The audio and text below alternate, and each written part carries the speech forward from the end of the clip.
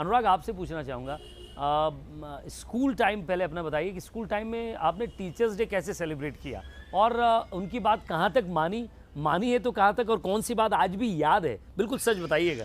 बिल्कुल सर, बिल्कुल।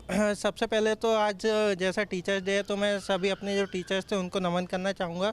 और सर जैसा आपने पूछा, स्कूल के टाइम में टीचर्स का जो नेचर वगैरह था, हम लोग जब सेलिब्रेट करते थे तो हमारा जो स्कूल फंक्शन होता था सब बहुत अच्छे से होता था।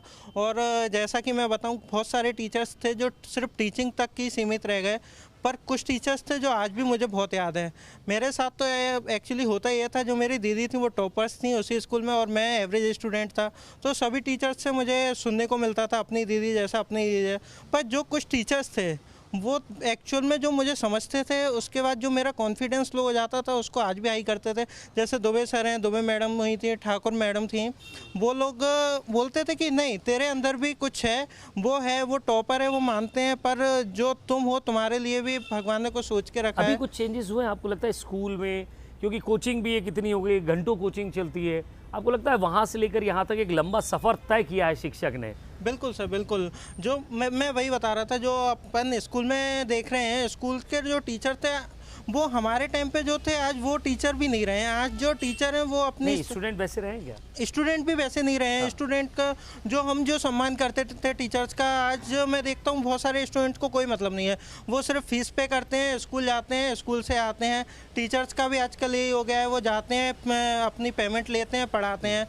पर जो कुछ मैं आपके बाद सौम्या पर जाऊंगा, लेकिन एक आखिरी बात आपसे पूछना चाहता हूँ यहाँ पर, इस सेगमेंट में ही, कि शिक्षक, केवल हम शिक्षक को ही शिक्षक के तौर पर देखते हैं या घर में पहला गुरु या टीचर हमारी माता होती है? क्योंकि गुरु और टीचर एक दो अलग अलग बातचीत हो गई है, लेकिन जो हमें सिखाता है, जिससे हम सीखते हैं, वो गुरु भी है, टीचर भी है। लेकिन वो गुरु शिष्य परंपरा आज भी है क्या?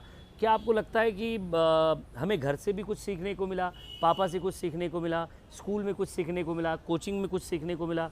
ये सब अलग अलग टीचर्स हैं हमारी ज़िंदगी के? बिल्कुल सर, बिल्कुल सही बोला आपने। मेरे जीवन में ही एक उदाहरण अगर मैं आपको बताना चाहूँ, एक हमारे पिताजी के फ्रेंड थे, सर डी के चौहान सर थे, तो उनसे मेरे जीवन में काफ़ी प्रभावित रहा हूँ मैं उनसे। उनका जो आजकल तो टीचर्स को सिर्फ अपने से मतलब रहता है, पर उनको स्टूडेंट से भी मतलब था।